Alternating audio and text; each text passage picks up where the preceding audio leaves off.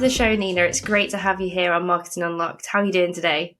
I'm great, and I'm really excited about having this chance to revisit my history and what I've learned. So it's awesome. Thank you. Amazing, amazing. The first thing I want to start with, also actually, congratulations to you and to Wendy. I saw the announcement that you've started a new consulting company, so congratulations on that. But what I wanted to actually ask you is if you could explain what it is that you do to get paid. Wow, thank you. What we do to get paid. So Wendy and I have had very similar career paths, and then we met a company and worked together for 4.5, almost 5 years. And we recognized over our decades in the business that there was such a need for people to come in with our experience and really provide guidance to organizations to help them get over the hump of how do we break down silos? How do we get collaboration between the different go-to-market teams within an organization, but also to recognize that go-to-market means everybody in the company. And so what we've focused on is really providing services and consulting to organizations to help them bridge that collaboration bridge that they need to do, but also to help them understand and work together better and build those foundations. So that's really our focus. One of the things that we really our soapboxes is MEDDIC and MEDDIC, right? It's for Wendy, she was the first of my contacts to be able to actually get the aha moments of the value that something like MEDDIC and MEDDIC will deliver for an organization.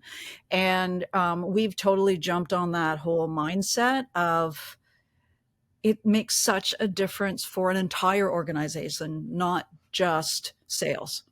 And so that's where our direction from our consulting company is really trying to move to, is helping organizations recognizing that customer facing is go to market, and those things are integrated together, and everybody in an organization has a piece of that puzzle, and MEDDIC is a fabulous foundation from which to build upon. So Yeah, amazing. That sounds exactly what the market needs and what companies are screaming for. So yeah, I love that.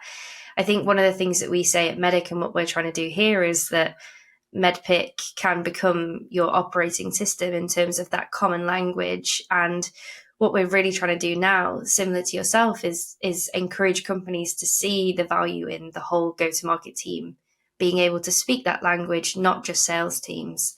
So I think it's really important. There's a lot of emphasis on sales teams, but the rest of the go-to-market team is kind of forgotten when it comes to MEDDIC and things like that.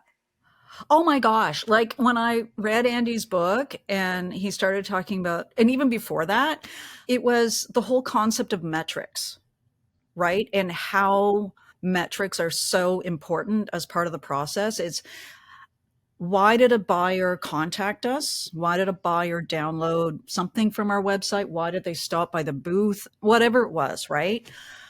It's understanding the pain. And then it's that metrics nugget. And I get all excited about that because in my previous lives, I was did the marketing and tried to do the case studies and the win-loss analysis and all those kind of things, right?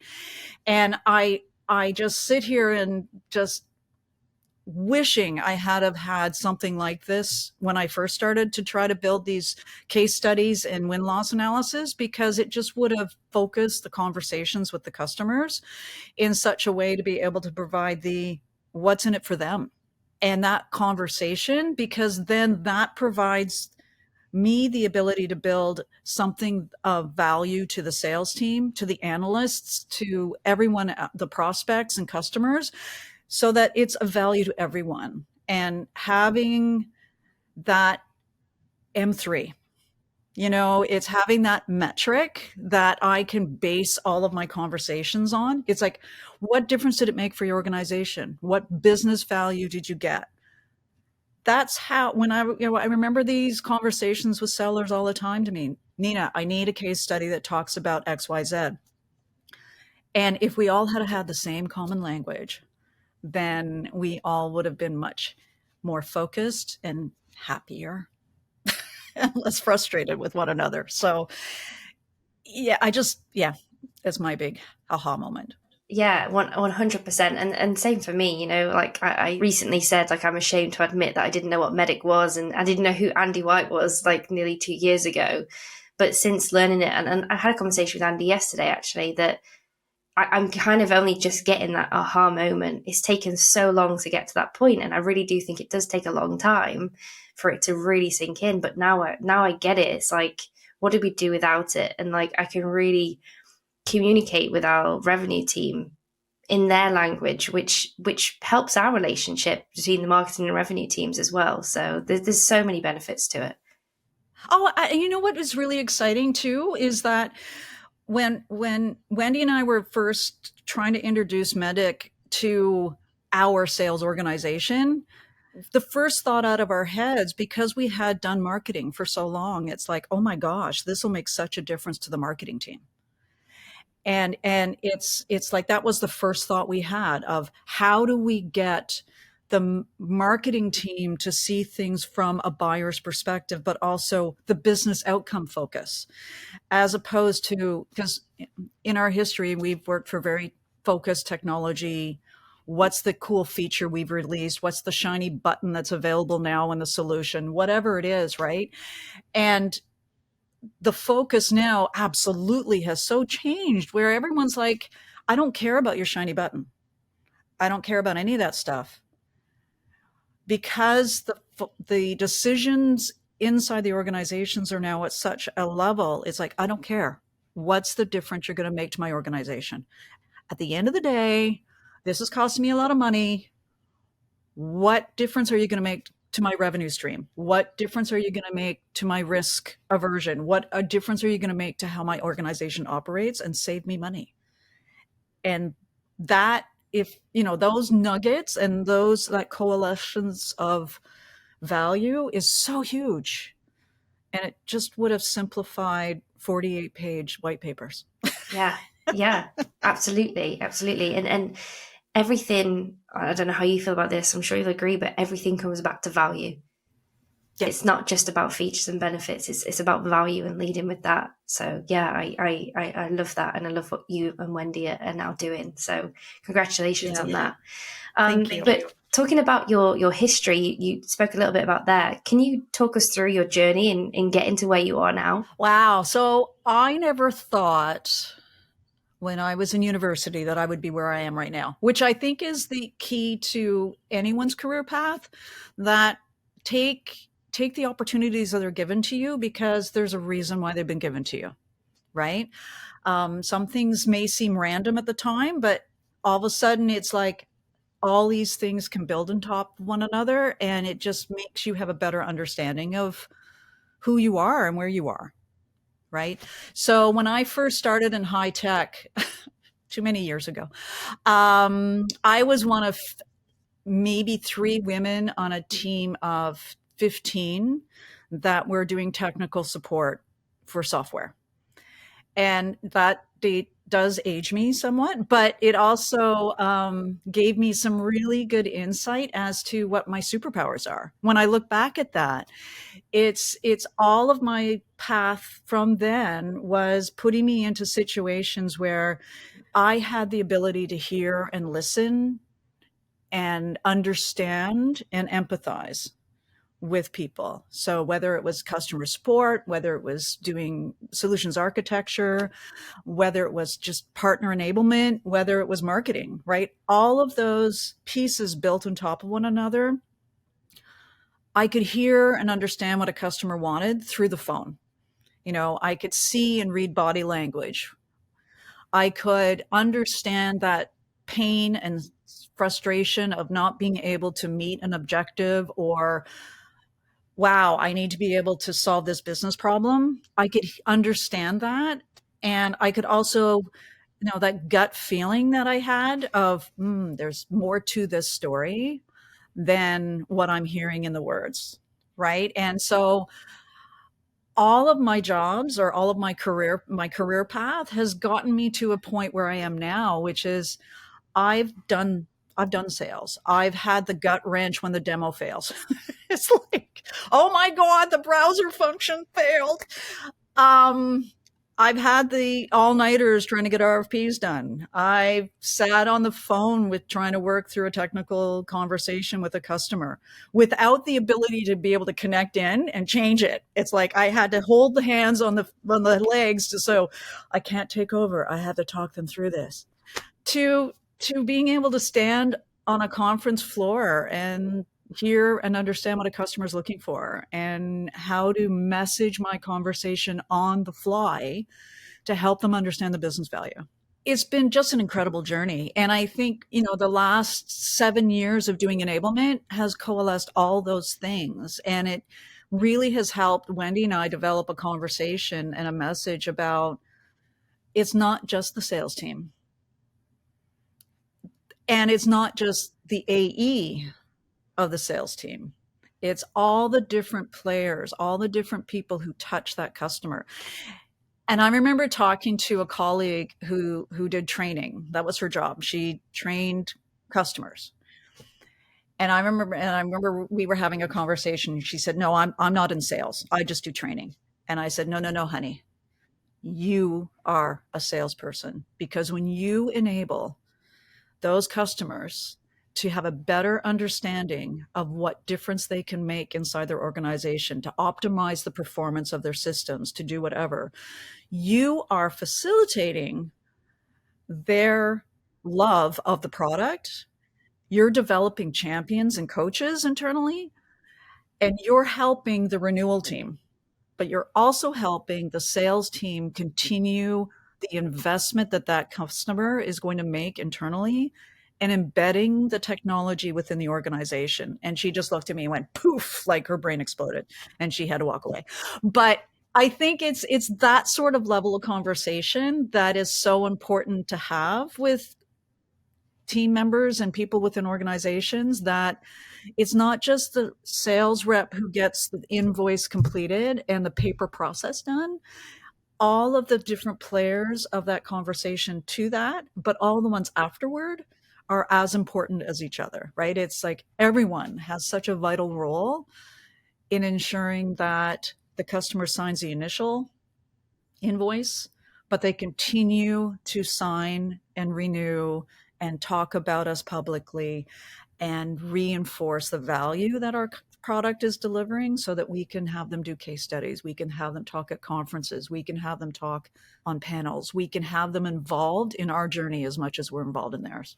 Yeah, absolutely. I really love that. And what a journey to come across. And I feel like, the place you're in now and what you're doing now is possible because of all of those interactions you've had throughout your career. And it's going to make that process so much better.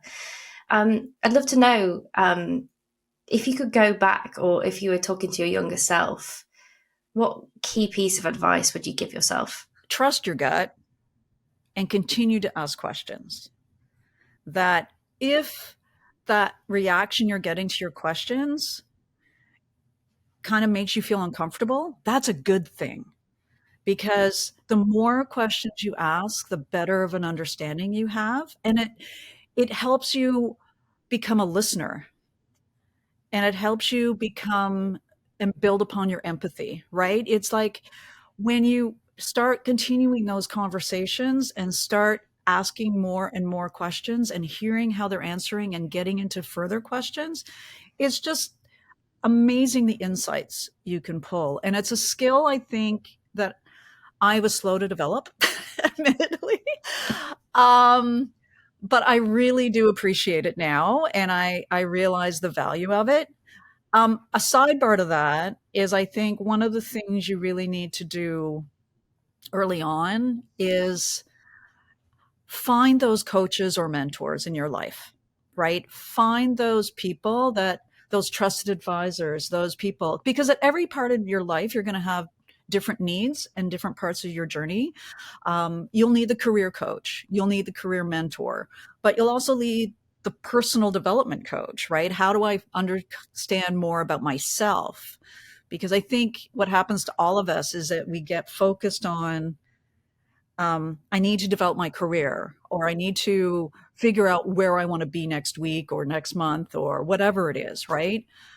But a big part of understanding that is understanding yourself and understanding, when someone said something to me, why did I react that way?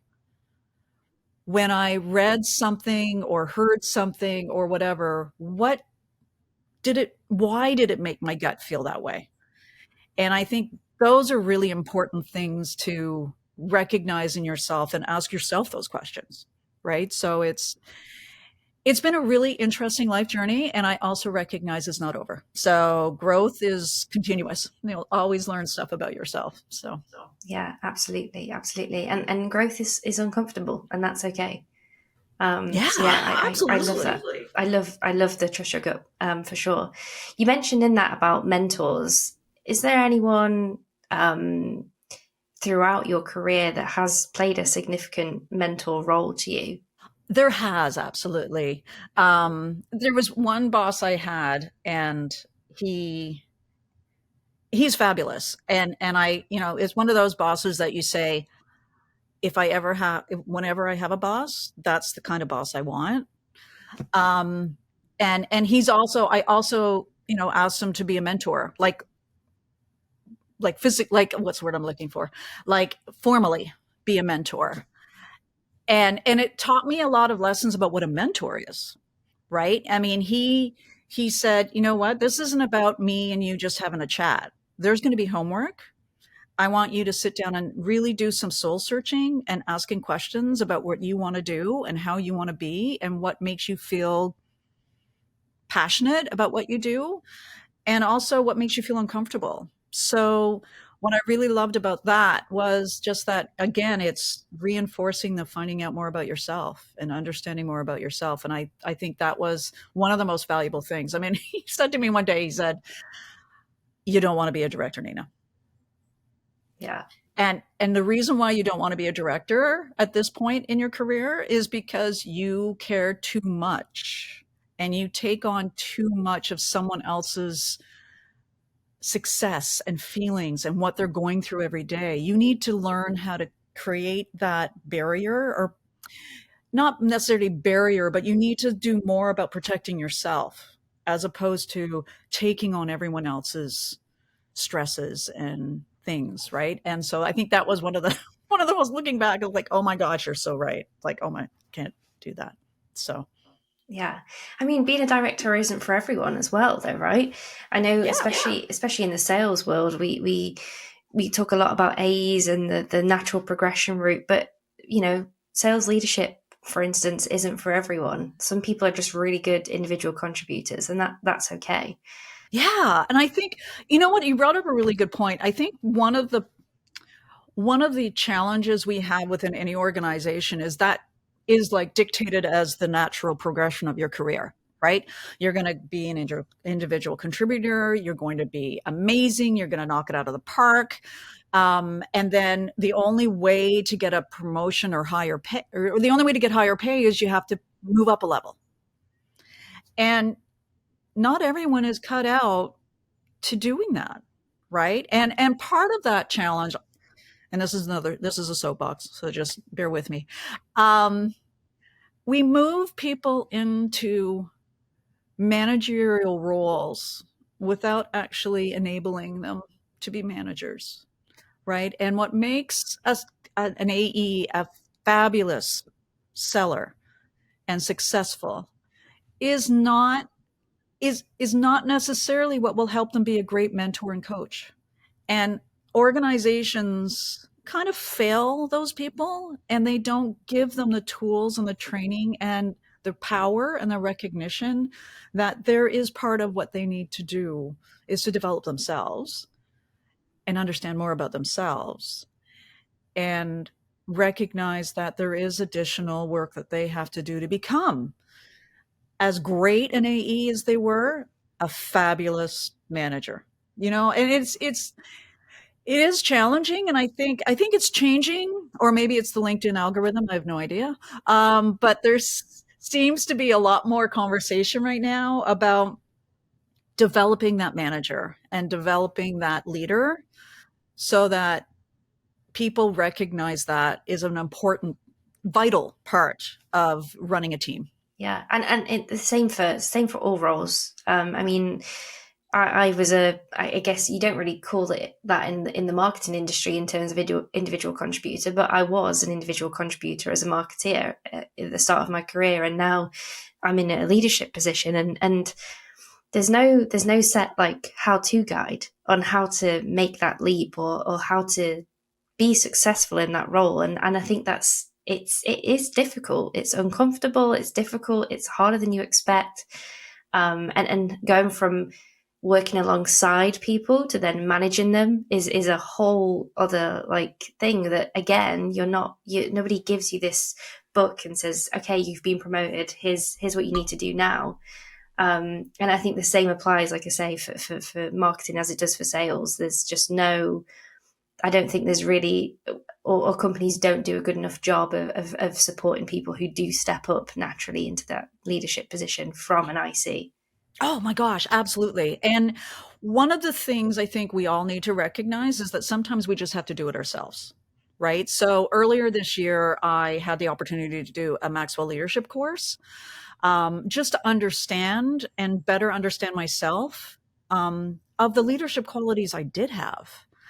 And to look back at all the opportunity, all the things I've done in my past that were representative of being a good leader.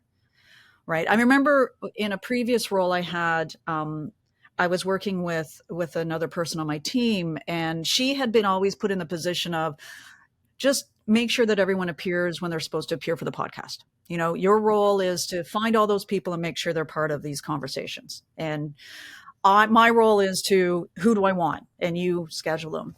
And I flipped the switch on that without actually realizing I was doing it. And I would say, you know what, let's brainstorm. Let's figure out how we want to approach these sessions that we were doing on a weekly basis. And so let's figure out who we want to schedule and who we want to have part of it.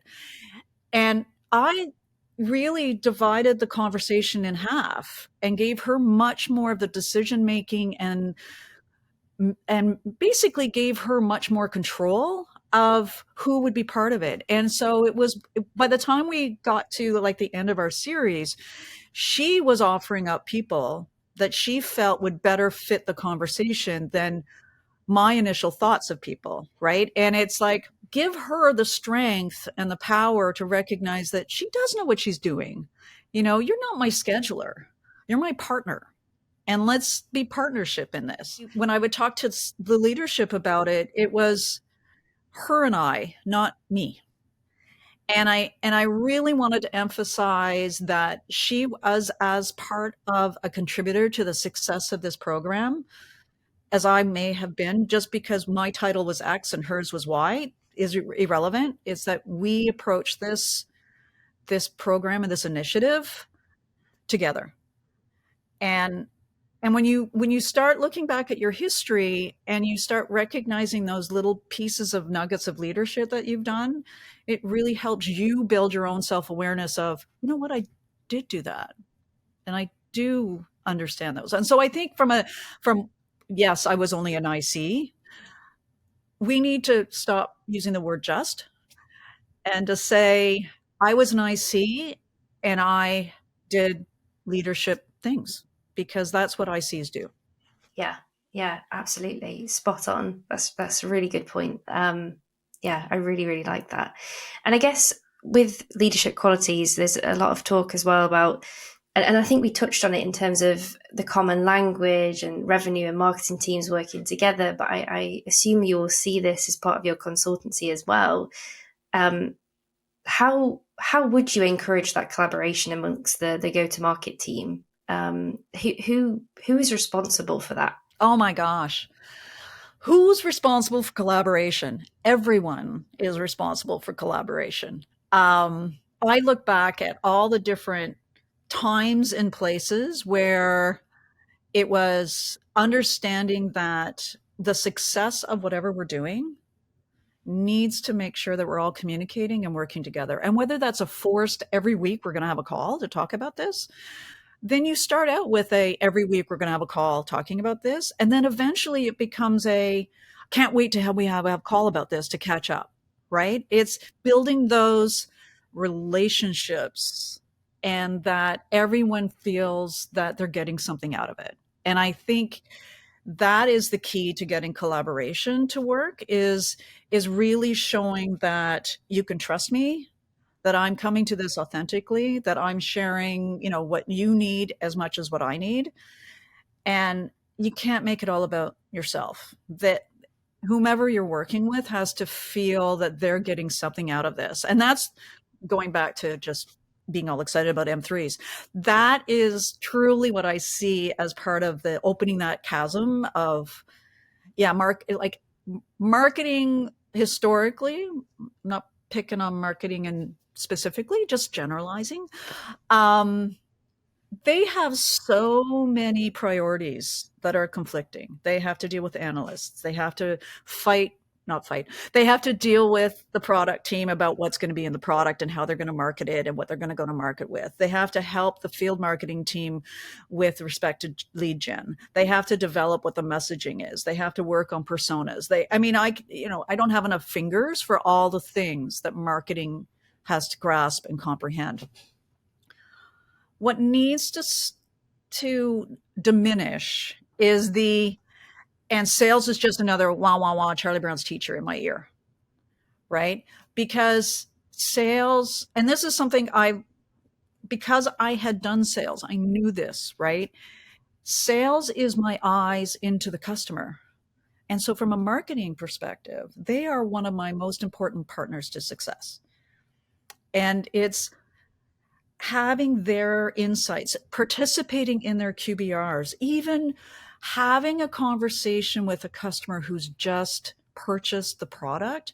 We haven't even gotten to rollout yet. I want to talk to them to get the excitement in their voices about why they actually bought my product. And then I want to talk to them when they've renewed, because I want to have that journey. I want to understand that journey. And that to me is that collaboration and sharing. I used to get off the phone with customers way back when I was doing customer support. And I would phone the sales rep, which was not something customer support really did. And I would phone the sales rep and I would say, hey, I just got off the phone with XYZ. And I just wanted to pass on to you that in our conversation, they were talking about this other group that was looking for help. Or I just wanted to let you know that we finally got this problem resolved. Or I just wanted to let you know that they're still frustrated and we need to do more work. And I might need your pre-sale to go in and help with this, right? I developed such strong relationships with the sales teams doing that because they knew when I called that I was adding value to them. And I think that in every customer facing role, we all have to do the same thing, whether it's marketing, field marketing, whatever it is, we all need to have that relationship built with our sales teams so that we're all working together to basically make those customers happy. I mean, that at the end of the day is what drives our business.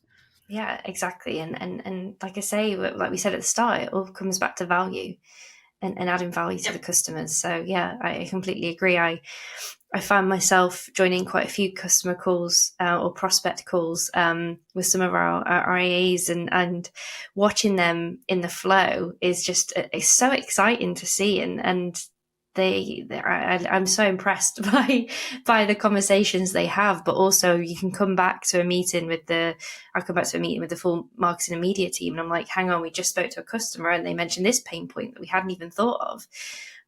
So yeah, it's so beneficial for the whole team. And that is an absolutely fabulous point you just made there too. I think conversational AI or having these recordings are liquid gold, because when you set up these systems and they pull out keywords and things and they do the analysis of it, I think for marketing and product marketing, to sit and listen to those recordings too is gold for them, because what a sales person might pull out of it or a sales leader might pull out of some of the words or terminology or concepts or ideas that the customer shared, When marketing puts their head on and listens to those calls, it's a whole other perspective.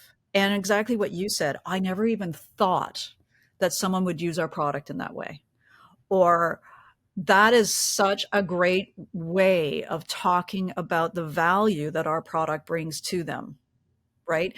Because your sales teams are incredible in how they turn those conversations around. You give them the messaging, and then they talk to a customer in a different industry. They've done research on that customer.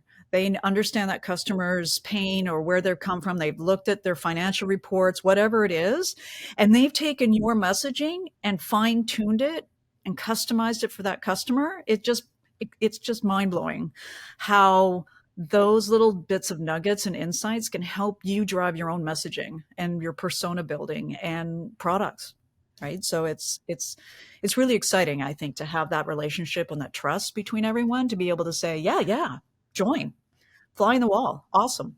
Exactly, and it's I guess that comes back down to culture as well, having the right culture in the team, to have that trust, to be able to say, I'm not joining a call to check up on you or to report back to anyone. I'm joining, how can we add value together, and what am I going to take out of this call? So culture is definitely important there.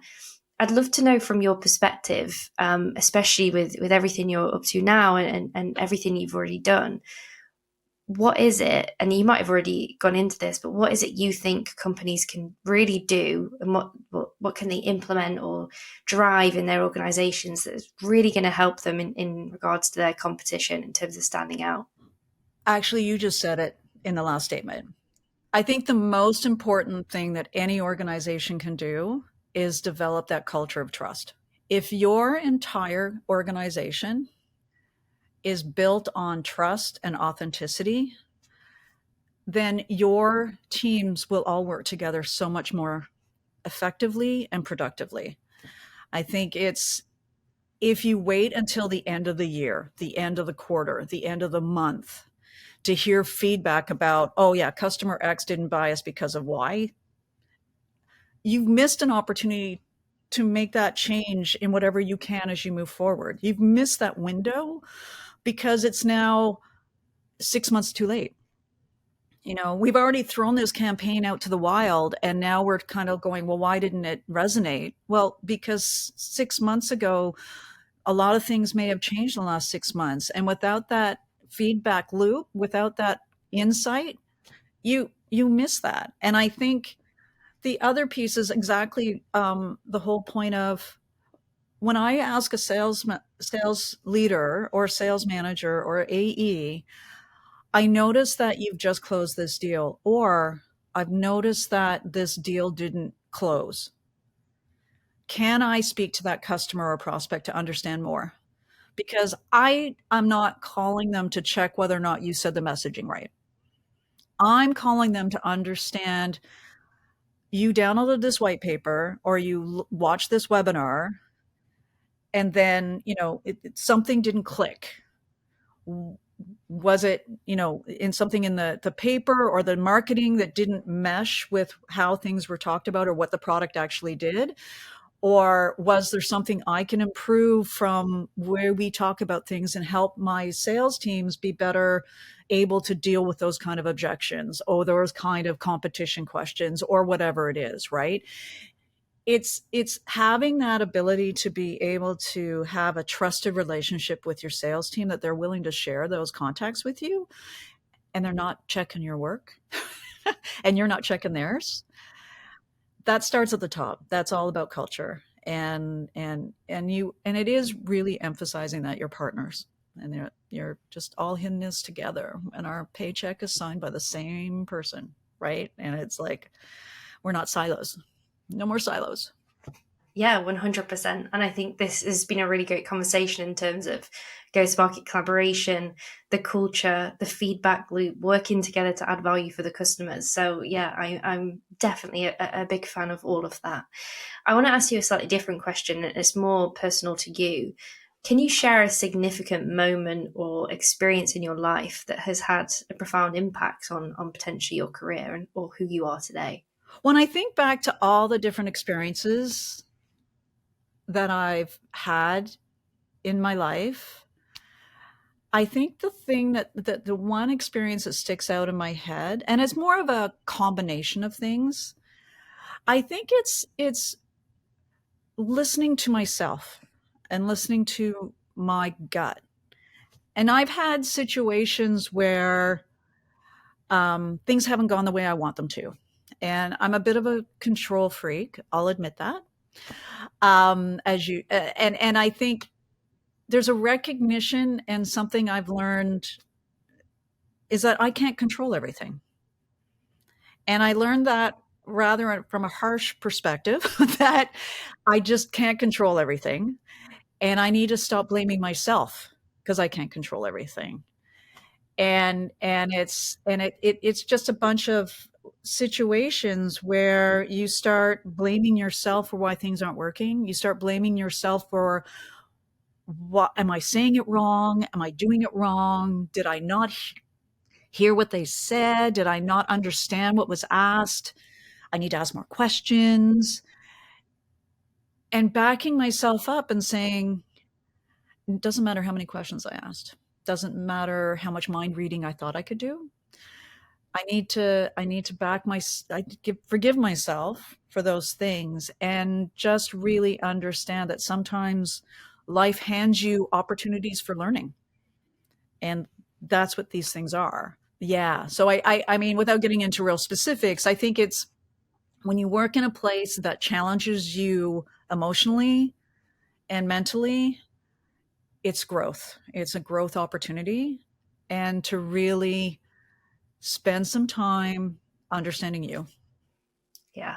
Yeah, absolutely. And thank you for sharing that as well, and going over that. I think, yeah, it's good that you've got to a point where you recognize that, and that helps you, do things differently the way you are now. So yeah, thank you for sharing that.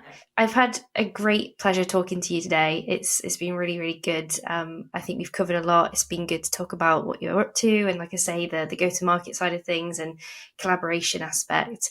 If people did want to get in touch with you and find out more or speak to you, what's the best way to connect with you? Well, I admittedly spend too much time on LinkedIn. So that is one place. And ArañaGTM.com. That's our website. That's where we have our info. You can contact us through there. But certainly, I look forward to connecting with people on LinkedIn. I love it. I need to work on the whole posting and commenting more, as opposed to just being a lurker. But and recognizing that the algorithm works in mysterious ways, and sometimes it pops up ideas and comments to you when you're like, oh, you know what, maybe I need to look at that better within myself. But yeah, that's my hangout. Awesome. Thank you so much, and thank you for joining me today, Nina. I really appreciate it. Oh, Jess, this has been so much fun. I've really loved it. Thank you.